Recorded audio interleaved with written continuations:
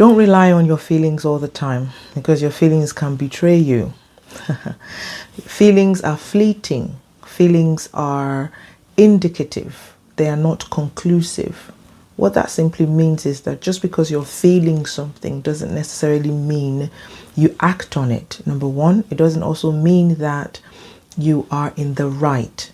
Feeling the presence of a feeling doesn't necessarily mean it aligns with reality as well, because the feeling is just based on the perceptions around you.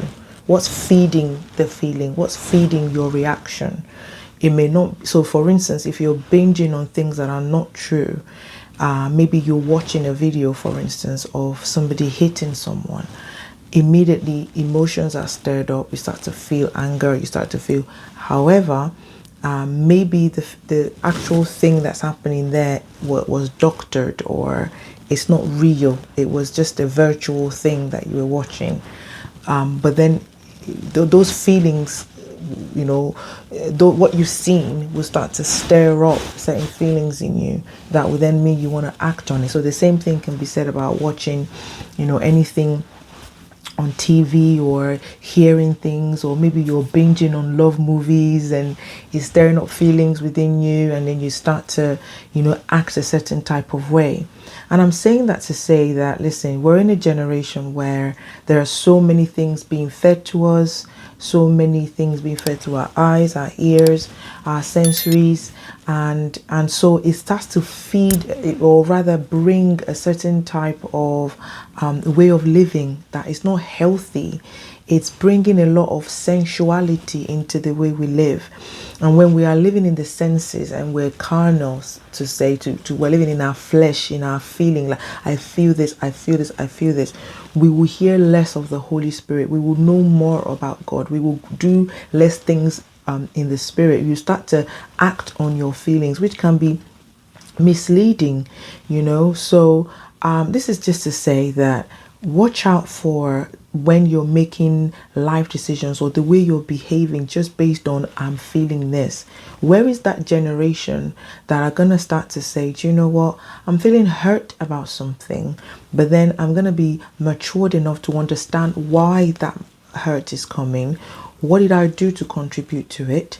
How can I put myself in a better place so that I don't continue to inadvertently hurt myself?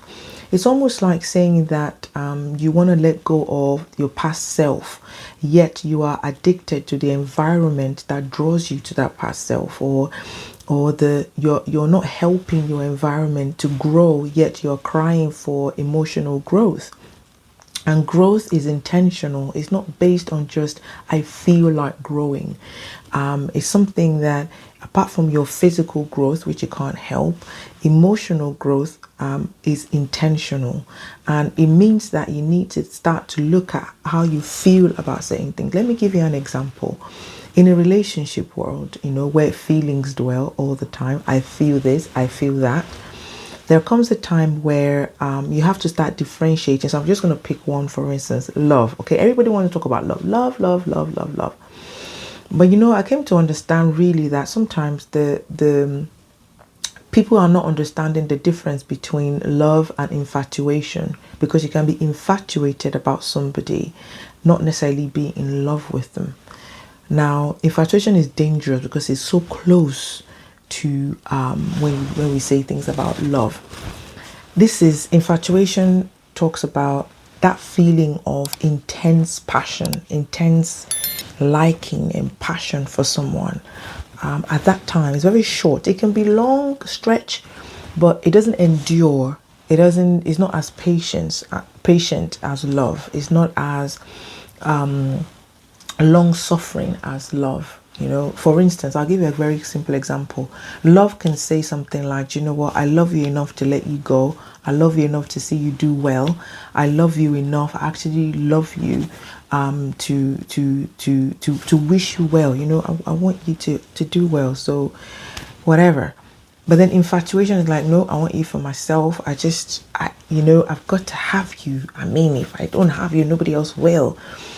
And so this generation that we're living in are sometimes hovering around that infatuation. Hence, it's bringing obsession, it's bringing anxiety, it's bringing worry, it's bringing all this, putting yourself out there and just putting out when you shouldn't, when you think, when you shouldn't be thinking in a certain type of way, selling yourself short. Ladies would be, dressing a certain type of way, provocative, and doing whatever we want to do to catch this person's attention, whatever. Why? Because we're trying to really base a lot of things, throwing caution to the wind based on just infatuation.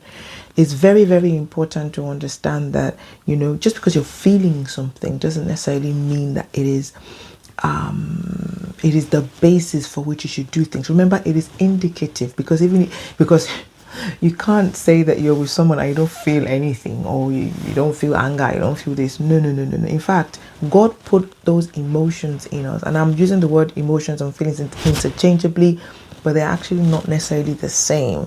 Hopefully I get to explain that at another time.